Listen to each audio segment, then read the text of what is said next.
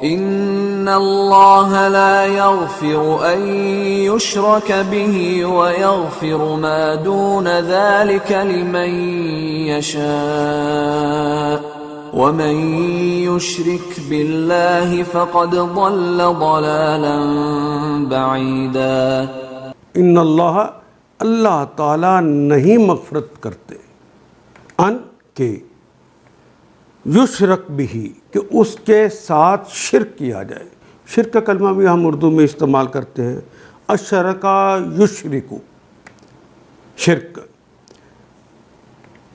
وَيَغْفِرُ، اور مغفرت فرما دیتے ہیں، ما دون ذالک، ما جو، دونا سوائے، ذالک جو اس کے علاوہ ہے، جو اس کے علاوہ ہے اس کی وہ مغفرت فرما دیتے ہیں۔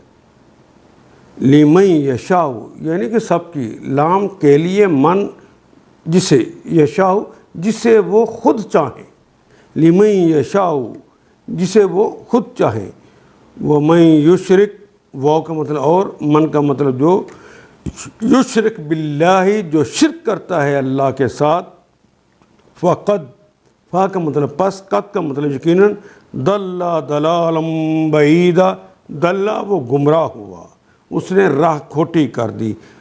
اگر ایک ہی فعل کو دو دفعہ لے کر آئیں اور اس کے آخری حرف کے اوپر دو زبریں لگا کر ایک الف کا اضافہ کریں تو وہ اس فعل کی تکمیل ہوتی ہے کہ اس نے، وہ گمراہ ہوا گمراہی کی آخری حد تک، بعیدہ بہت دور تک وہ گمراہی میں نکل گیا۔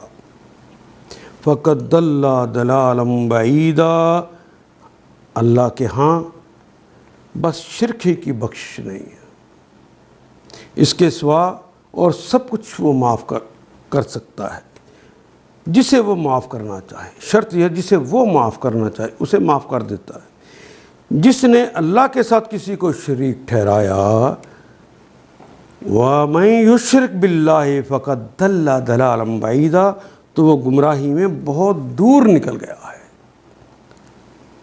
وہ جس طرح کہتے ہیں گمراہی کا حق ادا کر دیا ہے، وہ اس طرح دور نکل گیا ہے۔ ان آیات کو ایک دفعہ پھر تلاوت خود کیجیے، عربی و مبین پڑھتے ہوئے دیکھیے، کیا بات پوری اندر اتر رہی ہے؟ کیا یہ اردو کے سانچے میں ڈھلتی گئی ہیں عبارتیں؟ اگر بات سمجھ آنی شروع ہو گئی تو الحمدللہ یہی ہمارا ہدف ہے، اور یہ ہدف پورا ہو گیا۔ اللہ میرا اور آپ کا حامی و ناصر۔ الف لام